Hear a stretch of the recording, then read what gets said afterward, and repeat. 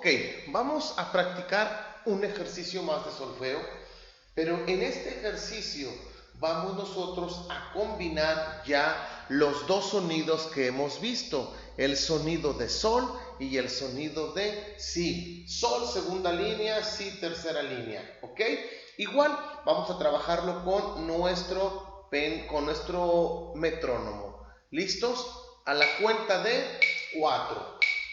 Y dice 1, 2, 3, 4. Si, si, si, si. Sol, sol, sol, sol.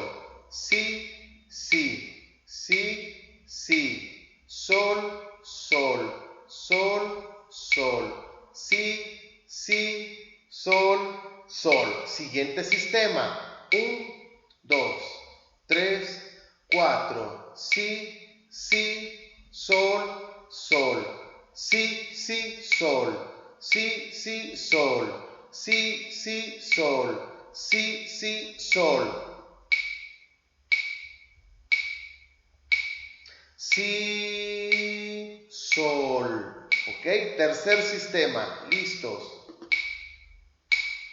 1, 2, 3, 4. Sol, sol. Si, si. Sol, sol, si.